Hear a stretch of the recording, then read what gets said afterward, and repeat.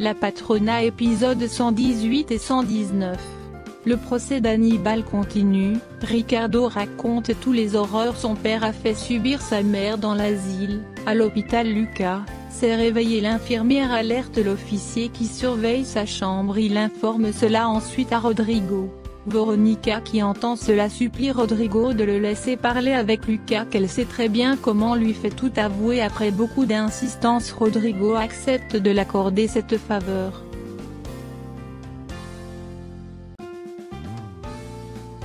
Arrivé à l'hôpital, le docteur le révèle, Lucas va pas survivre pour longtemps. Rodrigo demande donc à Veronica de dépêcher pour lui faire tout avouer. Lucho Irene chouchoute Lucia qui a un malaise. Ils font tout pour lui rendre heureuse.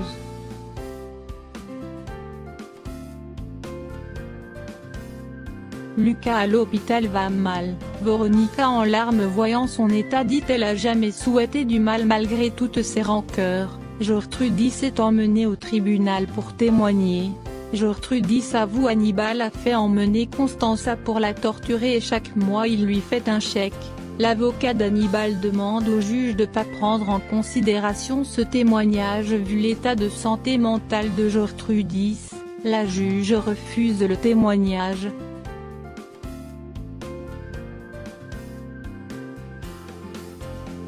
Lucas comprend pas pourquoi Veronica pleure alors qu'elle ne connaît pas. Veronica en larmes lui dit qu'elle l'a vu grandir et lui révèle sa véritable identité.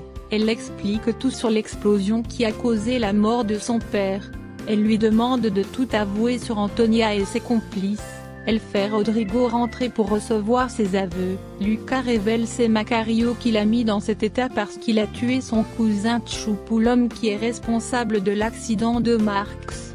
Rodrigo lui demande qui a donné cet ordre mais il replonge dans le coma. Rodrigo donne l'ordre pour l'arrestation de Macario.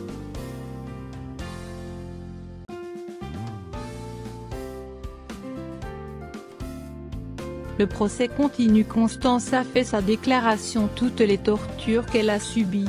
Elle ajoute Antonia a été la complice d'Hannibal depuis des années. Elle dénigre Antonia responsable de la mort de son propre fils. La police débarque chez Antonia à la recherche de Macario.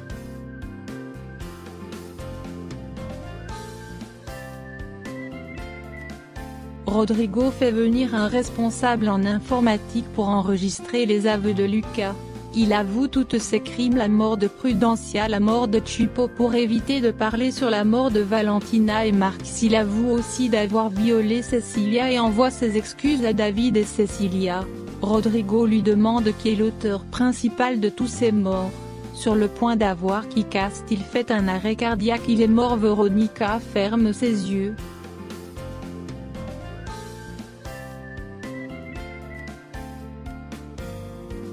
Confrontation entre Macario et la police.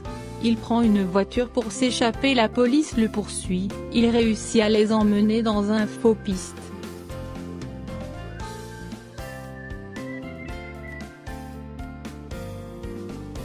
La journée de procès est terminée, il reste une journée pour le procès final. David est libre, Veronica était là à l'attendre.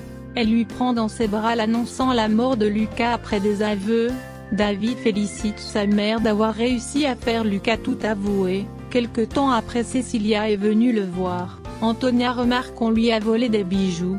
Foncial explique que c'est Macario qui les a volés avant de s'enfuir.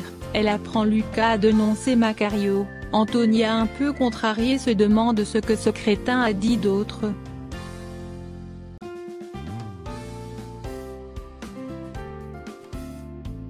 Antonia débarque au commissariat pour informer plus. Rodrigo trouve il a pas d'explication à lui donner, d'attendre ce que ce Macario va dire lorsqu'ils vont l'attraper. Gabriella heureuse à côté de son fils et sa belle-fille, elle les prend dans ses bras. Antonia surgit, les regarde d'un mauvais œil. Épisode 119. Antonia demande à Veronica de relâcher David, qu'elle est sa grande-mère seule qui a été présentée pour elle depuis toujours. David demande à Veronica de partir, il la remercie de tout cœur. Maintenant c'est l'heure pour être avec sa grande-mère.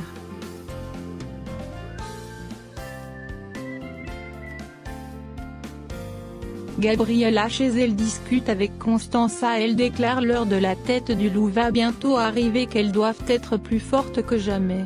David commence à questionner sa grand-mère sur l'explosion de la mine. Il trouve bizarre, son grand-père était disparu, pourquoi il était à la mine? Antonia essaie de lui faire changer de sujet, lui demande de ne pas remuer le passé, tout s'est passé comme l'explique dans les journaux.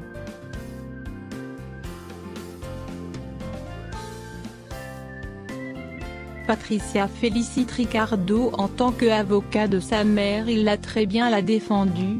Ricardo leur dit qu'il y aura une grande surprise le dernier jour du procès. Le lendemain c'est le dernier jour du procès. Aux grandes surprises, Rodrigo emmène Chacón pour témoigner. Rodrigo explique à la juge après l'explosion à l'hôpital, il a fait cacher ce témoin dans la maison de Veronica Dantes pour protéger sa vie de ces bandes qui sont prêts à tout faire. Chacón avoue tout ce qu'Hannibal lui a demandé de faire des crimes. Chacón déclare ensuite il va attendre le tour de Antonia, la complice de Hannibal, pour la dénoncer aussi, qu'ils sont tous deux des traîtres. La police remarque Lucho encore une fois, il les a échappés grâce à David qui fait distraction.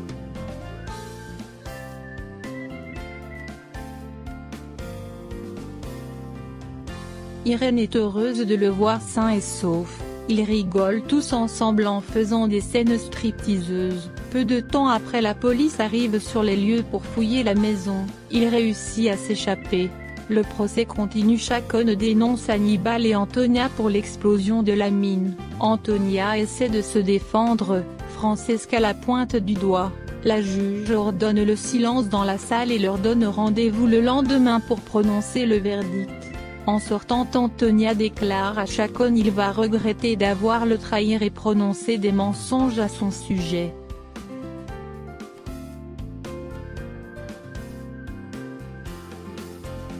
Rodrigo est allé fouiller la maison de Veronica pour retrouver Lucho, mais ils ont trouvé personne.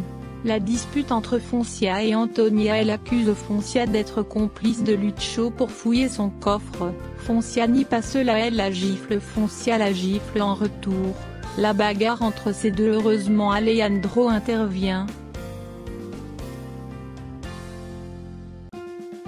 Gabriella chouchoune son fils de l'autre côté, ils font des jeux d'oreiller. Veronica s'est évanouie, il crie à l'aide. Chacón tout seul déclare il va faire Antonia payer de l'avoir mis dans cet état, même si c'est la dernière chose à faire.